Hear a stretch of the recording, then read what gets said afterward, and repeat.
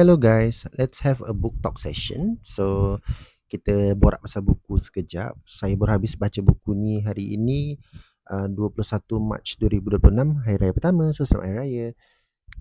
Saya first buka buku ni, buka daripada bungkusan lah maksudnya, pada 6 Februari 2026. Jadi lebih kurang sebulan lah kot saya spend untuk baca buku ni habis. Sebulan lebih lah.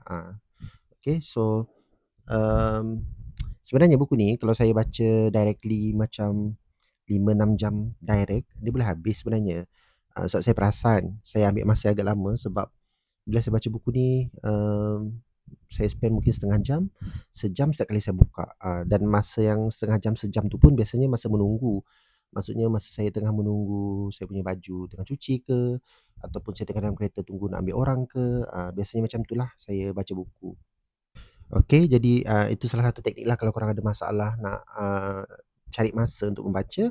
So, biasakan diri curi masa. Curi masa maksudnya masa tengah tunggu baju tu tengah washing ke, cleaning ke, drying ke, ataupun tengah masak ke something, tengah tak buat apa-apa, instead of scrolling your phone, grab the book and read. A few pages pun jadilah. Sebab apa?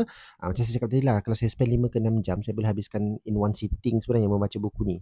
Sebab hari tu masa ada event sekolah, saya decide untuk bawa buku ni pergi sekolah. And then masa tengah event tu dia kan banyak ucapan, persambahan apa semua. Yang persembahan best-best saya tengok lah. Tapi time ucapan ke apa macam tu, sebab ucapan tu biasanya ditujukan untuk student.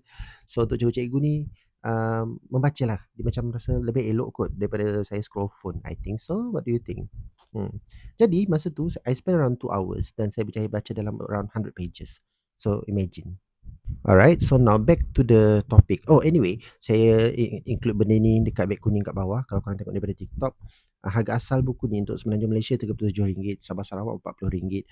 So, kalau korang check kat beg kuning di TikTok saya, anda boleh nampak harga dia jauh lebih murah. Murah daripada harga yang saya sebut tadi. Belilah cepat. Sebab buku ni seriously best. You really need to get your hands on this one.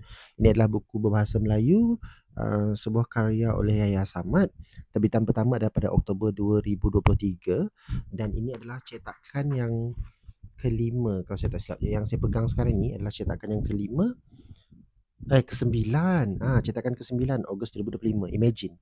Kalau buku tu dah dicetak sampai ke cetakan ke-9 2025, so saya tak tahulah 2026 ni dia cetakan ke berapa. Maksudnya it's a very nice book. It's a really really good book. And saya akan share dalam this review. Okay, so now let's talk about what I expect and then what I get in the end. Apa yang saya expect daripada buku ni dan apa yang sebenarnya berlaku dalam buku ni. Okay, expectation saya adalah dia mengalami kesusahan, family hidup dia macam daripada keluarga yang susah, lepas tu dia ended up jadi orang yang berjaya. Itulah generally saya punya expectation. Tapi the reality adalah kesusahan tu like datang daripada pelbagai sudut, daripada pelbagai jenis kesusahan, like family problem, isu dengan ayah, and then dia ada health problem, ada masalah kesihatan, like so many. Jadi sebenarnya kalau saya melayan, like gila-gila membaca mendalami, memang menangis, tapi I don't want to, because I know the moment I started crying, it's hard for me to stop. Jadi saya macam okay, don't baca je dulu, tahan. Tapi by the end of the reading I realise macam memang buku ni akan buat korang menangis. Okay, and then sebab I baca buku ni kat sekolah, jadi masa membaca tu of course lah student akan lalu kan nampak apa yang cikgu-cikgu dia orang baca. Dan adalah beberapa student I yang memang dah baca buku ni dah habis pun, they really like it, they really recommend the book. And then saya ada seorang tu dia lalu hari tu dia cakap, "Sir, saya dah baca buku tu, saya nangis sir." Macam I was like, yeah, I get that feeling because I was about to cry but I hold myself. I don't want to. Tapi seriously, kaum lain mana akan menangis. So, a little bit of a backstory, review sedikit. Dia punya cerita ni latar belakang dia pasal budak sekolah lah. So, starting of the story, dia punya cerita budak ni sekolah rendah lagi, masih kecil. The sad thing about that situation adalah di usia semuda itu dia mengalami depression, family problem, so many things. Maksudnya macam cara watak ni diolahkan, dia sangat matang tau dalam situasi macam tu dekat umur macam tu. And another nice thing is that I don't know, mungkin benda ni orang akan boleh relate kalau you guys actually have the same childhood mungkin, ataupun korang punya, if you are actually teenagers, remaja yang membaca buku ni, mungkin korang rasa macam boleh relate betul-betul dengan apa yang berlaku dalam buku ni lah. Tapi kalau yang dah dewasa, mungkin some parts of the book akan relate dengan korang punya childhood. If you have a childhood trauma, like you need to read this one. Okay. And then endingnya pula macam saya cakap tadi, I expect it to be someone yang akan berjaya dalam hidup kan, ending dia. Sebab dia lah, dia punya latar belakang hidup susah, dia struggle so much, and then even the illustration dekat dia punya cover ni menunjukkan macam okay, education akan mengubah hidup dia, and it actually does, but not in the way that I expect. Like ending dia, masa I first baca tu I tak expect pun macam tu, tapi bila dah dekat ujung-ujung tu macam dapat rasa je ending dia jadi macam tu, and it's so sad.